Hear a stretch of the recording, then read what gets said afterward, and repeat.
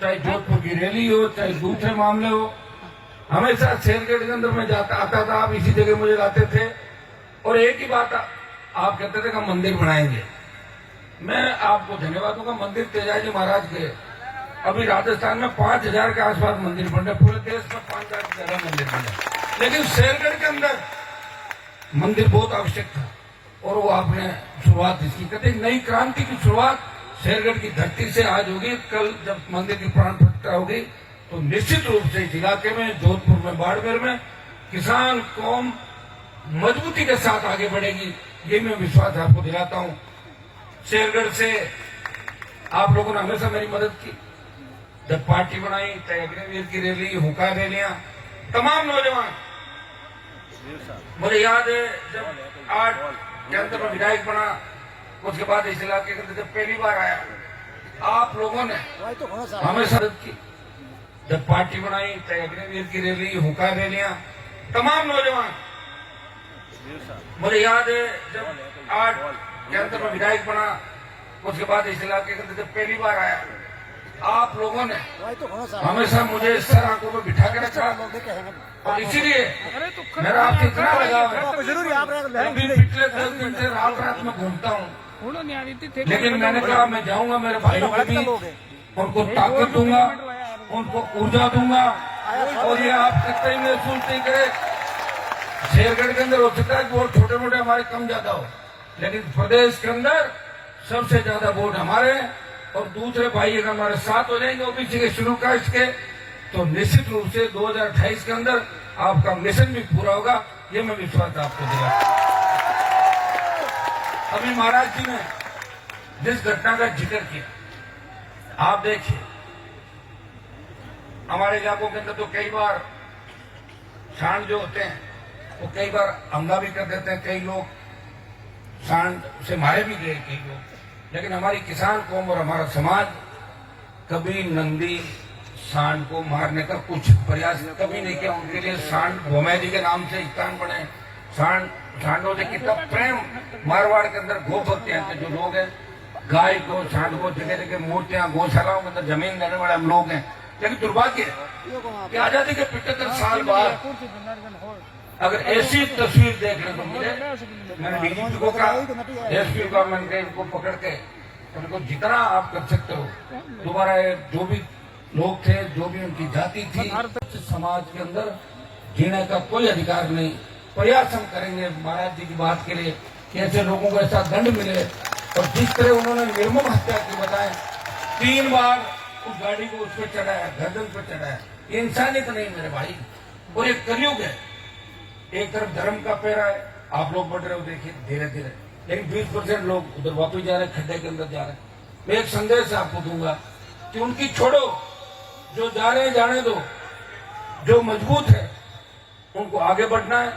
और मजबूत लोग, जब अंग्रेजों का राज था, जब हिंदुस्तान के अंदर पहली बार अंग्रेज आए तो 1500 आदमी लेके आए थे, मात्र 1500।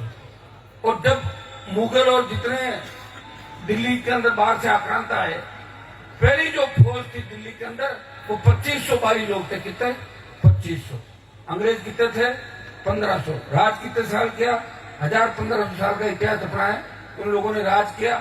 और हमने तो दोहरी गुलामी की राजस्थान के लोगों ने, राजाओं का राज, और राजा गुलाम थे अंग्रेजों के और हमारे लोग गुलाम थे राजाओं के। तो एक तो अंग्रेज हो गए मालिक, उसके बाद राजा हुआ उसका गुलाम, और राजा के गुलाम अपने यहाँ के लोग थे। बहुत विकट परिस्थितियों के अंदर हमारे लोगों ने संघर्ष किया। फिर अकाल का साया और नेताओं का धोखा, हमेशा नेताओं ने धोखा दिया, जिसका मौका लगा उसी ने चौका मारा और आपको मंच तक नहीं आने दिया, बहुत पीछे धकेल कर। एजुकेशन के अंदर हमारी मारवाड़ की क्या स्थिति, आज जोधपुर, नागौर, बाड़मेर के अंदर ये तो तेल निकल गया ईश्वर की कृपा से। कौन पूछता था बाड़मेर को, बताओ मुझे। अब बाड़मेर सब जाना चाहते हैं क्योंकि वह तेल निकल गया। एजुकेशन के अंदर हमारे किसान के बच्चों ने, बेटियों ने बहुत, उनको क्या पता सीएम का पावर क्या होता है, क्या डेकोरम होता है, जो दिन में बयान कुछ, दोपहर को कुछ और शाम को बयान कुछ। ये तो भाग्य, देखो मैं भाग्य में भरोसा भी नहीं करता था, लेकिन भजनलाल के बनने के बाद और अहमदाबाद के अंदर जो यात्री बच गया उस विमान दुर्घटना के, 2 व्यक्तियों को देख के मैं कह सकता हूं कि इंसान का भाग्य भी होता है। अब मैं भी भाग्य पर भरोसा करने लगा। जब कई आदमी मैं कहता हूँ क्या आप सीएम बनोगे, वो कह साहब कैसे बनते, तो मैंने भजनलाल भी तो बना था, क्या सब मेरा भी नंबर आ सकता, क्यों नहीं आ सकता। भाइयों, आज तो राजस्थान के अंदर हालात हो गए, कहाँ राजस्थान के अंदर लोग बाहर से भेजते थे बच्चों को पढ़ने के लिए। जब मैं विश्वविद्यालय के अंदर राजनीति करता था, बाहर से यूपी, बिहार, हरियाणा, पंजाब एलएलबी करने के लिए यूनिवर्सिटी, स्कूल, कॉलेज के अंदर बाहर से बच्चे आते थे, विदेश से बच्चे आते थे। अब लोग बच्चों को नहीं भेज रहे हैं, यहाँ 2 पैसे खर्च नहीं करें। रोज उनको पता है कि सबसे बड़ा अगर अपराधियों का कोई अड्डा बन गया वो राजस्थान बढ़ गया। और अपराधियों का अड्डा किसने बनाया? गहलोत वसुंधरा के गठबंधन है और फिर भजनलाल जैसे लोगों का उतारना है। लगातार यही लड़ाई लड़ रहे हैं, तो 2000 से 25 साल हो गए लड़ते लड़ते। आपने देखा होगा कि एसआई भर्ती का जो आंदोलन चला, एक तो 27 दिन आंदोलन चला, लोकसभा मामला उठा, ऑल पार्टी मीटिंग, लाखों लोग आप तादाद के अंदर आए थे। लेकिन भारतीय जनता पार्टी के नेताओं ने कहा कि हमारी सरकार आई तो हम ये करेंगे वो करेंगे, और उन्हीं थानेदारों को रखने के लिए तैयार हो गए। हाईकोर्ट ने जब रद्द की भर्ती, तब भजनलाल बोले कि हम इसकी अपील नहीं करेंगे, हमने भर्ती रद्द कराई क्रेडिट लेने के लिए। और सुप्रीम कोर्ट में जैसे ही मामला गया तो भजनलाल सरकार बोली कि भर्ती रद्द गलत हुई है, सबको ट्रेनिंग कराओ। ऐसा दोगला रवैया देखा क्या सरकारों का आपने? एक दिन में कुछ बयान, दोपहर को कुछ, शाम को कुछ। मुझे धन्यवाद दो कि वो 600-700 लुटेरे थानेदार अगर राजस्थान में आके लग जाते, राजस्थान को बेच देते, उन लुटेरों से आपको बताया। और समय नहीं होता आज की बात मेरे भाई, समय तो नहीं है। और मैं मेरा सारा समय आपके लिए छोड़ के जा रहा हूँ, सारा समय आपके लिए लगा रहता हूँ, रात दिन कैसे न कैसे करके मेरे भाइयों को मजबूत करूं, पिछड़े, शोषित, दलित जो तबका है उसको मजबूत करूं, उसको मुख्य धारा के अंदर लेके आऊं। अगर कहीं छोटी सी आवाज भी आती है कि कहीं शेड्यूल कास्ट के भाइयों पर अत्याचार हुआ, किसान के बेटों पर अत्याचार हुआ, हनुमान बेनीवाल की आवाज सबसे पहले आती है कि उनको न्याय दो, नहीं तो मैं आ रहा हूं। तो धमकी से न्याय मिल जाता है प्रत्येक राजस्थान के अंदर, प्रत्येक। इसलिए बच्चे अब क्या करते हैं, वीडियो जारी करते हैं कि अगर हनुमान जी न्याय नहीं दिला तो हम आत्महत्या कर लेंगे। आत्महत्या नहीं करनी है, आत्महत्या करने पर कुछ नहीं होता, चला जाता आदमी। इसलिए मैं एक ही नौजवानों को संदेश दूंगा, हिम्मत नहीं हारनी है, लड़ाई लड़नी है। और मुझे अगर चाहने वाले राजस्थान के अंदर तो कम से कम आत्महत्या तो मत करो। मेरी भी बदनामी होती है, हनुमान जी के समर्थक आत्महत्या कर रहे हैं। ये मेरे पास जब तक मामला आ जाए, मेरे पास आए नहीं, नीचे नीचे तुम लड़ते रहो, मुझे पता ही नहीं चले, मुझे बाद में पता चले कि गड़बड़ हो गया। इस बात का ध्यान रखना है, हिम्मत के साथ लड़ना। और हमारे बुजुर्ग तो कैसे लड़ते थे? किसी ने सोचा था क्या 40 साल पहले कि शेरगढ़ में तेजा जी का मंदिर बनेगा? सोचा क्या किसी ने? कर दिया ना, तुमने बना तो दिया, तुमने बढ़ा दिया मंदिर। मुख्यमंत्री नहीं बना हमारा, बन जाएगा, नजदीक तो आए गए, उसमें तो घूम ही रहे हैं। हिम्मत रखोगे। अब पता नहीं शेरगढ़ में तुमने आरएलपी को क्यों नहीं जीता है, मेरे समझ में नहीं आ रही।